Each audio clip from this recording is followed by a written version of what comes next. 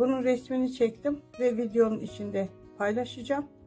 Oradan ne şekilde düzenlediğimi görürsünüz.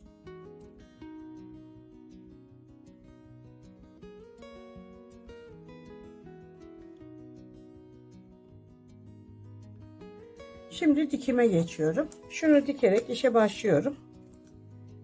Bakın. 6 tane burada var parça. 6 da burada var. Ona göre ayarladım. Buradan yakalayıp arkadaşlar bildiğimiz yoldan bunu dikeceğiz.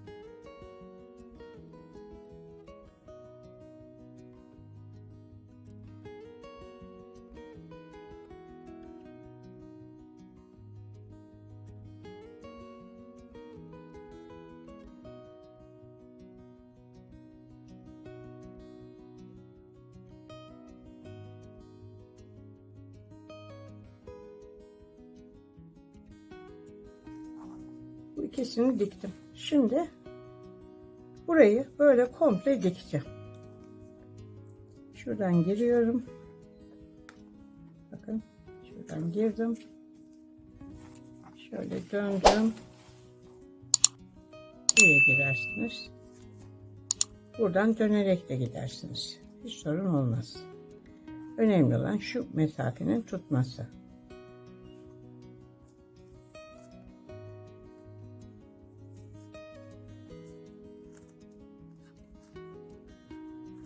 Şöyle buraya geçiyorum.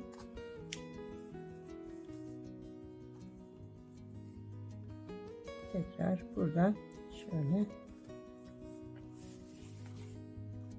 bayağı bir dolaştık.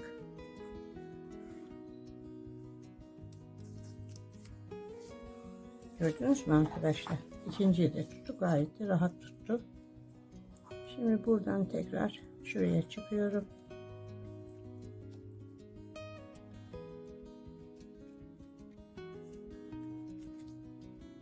Böyle buradan girelim.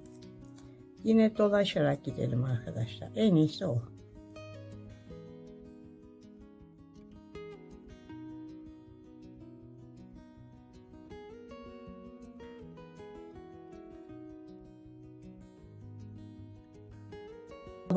Önce tabanı oluşturalım arkadaşlar. Ondan sonra yanları birleştiririz. Önce tabanı. Şimdi ip burada. Şuraya geliyorum. Buradan şuraya. Şöyle ve buradan tekrar buraya çıkıyoruz. Bakın. Şöyle tabanın dördünü diktim. Şu şekilde. Şunun da şu. Zaten belli ediyor kendini. Bununla bu. Şununla şu. Ve şununla şu dikilecek. Bunu bir anda böyle komple dikecek olursanız arkadaşlar, bu tarafları dikerken bu kağıt olduğu için, bizim kullandığımız materyal kağıt olduğu için gerilir ve yırtılır. Onun için ben şöyle bir çözüm buldum. Şimdi her dikilecek köşeye böyle bir kağıt ip hazırladım. Şu şekilde. Mesela bu iple şunun ikisi, şu iple bunun ikisi, bu iple bunun ikisi, şuradaki iple de bunun ikisini dikeceğim. Ama şöyle dikeceğim arkadaşlar. Önce şuradan başlayacağım. Şu şekilde bunu birleştirip, bu şekilde birleştirip buradan şu şekilde 2 tane kare dikeceğim. 1 ve 2 kare. Sonra bunu burada bırakacağım. Hemen şuna geçeceğim. Buradan 2 tane kare dikeceğim. Bunu da burada bırakacağım. Sonra buna geçeceğim. Burada da aynı şekilde 2 kare dikeceğim, bırakacağım. Burada da 2 kare dikip bırakacağım. Ve tekrar buraya geldiğim zaman arkadaşlar 3. kareden itibaren şuradan şöyle 3. kareden itibaren başlayacağım. Bir 2 kare daha dikeceğim. Yani buradaki amaç gerilecek olan ortamı hafife indirmek. Şimdi ben önce buradaki şu 2 taneyi dikerek işe başlıyorum. Önce burayı dikeceğim. Sonra geçeceğim öbür tarafı dikeceğim.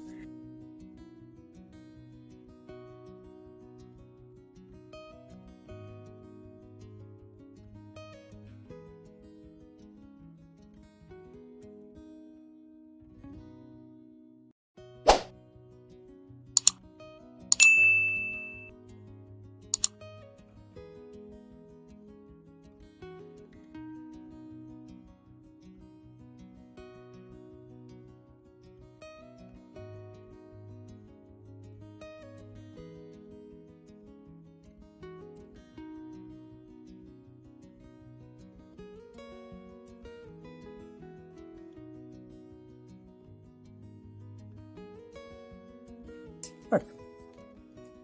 Şimdi buradan şuraya geçiyorum. Bu şekilde çıkıyorum. Şöyle. Bakın. Buradan buraya gidiyorum. Direkt tutturuyorum. Bakın. Düz kenara dikmek biraz meşakkatli oluyor. Buradan şuraya geçiyorum.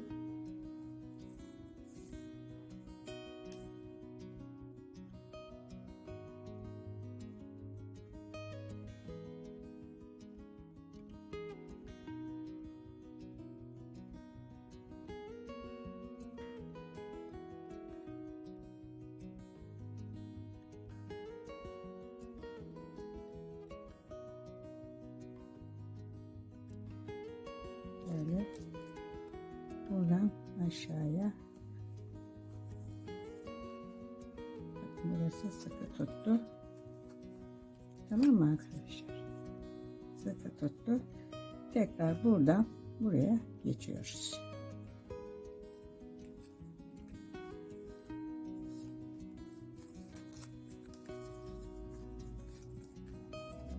Gördünüz mü arkadaşlar? Bakın.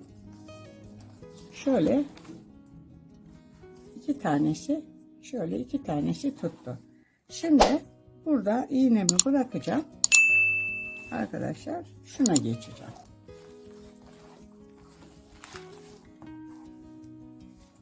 Çünkü bakın geriliyor, görüyor musunuz? Bakın şimdiden geriliyor.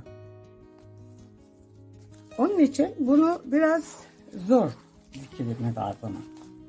Dikeceğiz ama. Şimdi burada bunları dikeceğim. Buradan ikisini, sonra hepsini 4 tarafta 2'şer tane dikerek gideceğim.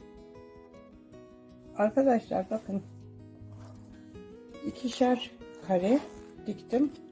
Her dikişte şöyle bir mandalla tutturdum. Metal mandal kullanın arkadaşlar. Normal çamaşır mandalı zaten tutmuyor. Bu şekilde bakın 4 tarafını, şurası hariç şöyle görüyorsunuz. Bakın burada bir mandal, burada ikinci mandalım, burada üçüncü mandalım. Ve mesela şimdi 2 tane yaptım ya arkadaşlar, 2 kare yaptım ya, 2 kareyi yaptıktan sonra hemen mandalı tutturuyorum. Eğer şöyle uca doğru mandalı tutarsanız yine atıyor. Şimdi artık 3. sırayı dikmeye geldi. Bakın burada da şurada gördüğünüz gibi 2 tanesini diktim. 2 tanesi dikildi. Şimdi artık 3 ve 4.'yü dikeceğim. Bu şekilde arkadaşlar 2-2, çünkü ekrana sığdıramıyorum olayı. Dolayısıyla size izah etmeye çalıştım. Siz de benim yaptığım gibi şöyle mandallar yapın, tedarik edin. Mandallarla tutturarak bunu rahatlıkla dikersiniz. Arkadaşlar çanta bitti. Bulmaca çantam bitti. Gerçekten çok büyük yapmışım. Aslında bunu böyle şu 6 kare yerine şu kısmını şöyle 1, 2, 3, 4, 5, 6 kare yerine arkadaşlar 4 kare ile yapsam daha iyi olurmuş. Ama şöyle bir olay var. Bunun dikimi gerçekten kağıt olduğu için hayli zor. Eğer şunlar olmasaydı arkadaşlar bu çantayı mümkünatı yok. Öyle mandalla falan dikilmezdi. 4 tarafta ikişer kare dikeceğiz. Sonra tekrar başa döneceğiz. 1-2 tane daha dikeceğiz. Döne döne 4 tarafı dikeceğiz. Yine 1-2 tane daha dikeceğiz. O şekilde arkadaşlar bu ancak o şekilde dikilebiliyor. Yoksa kağıdımız kalın olduğu için gerçekten hani o kadar emek vereceksiniz.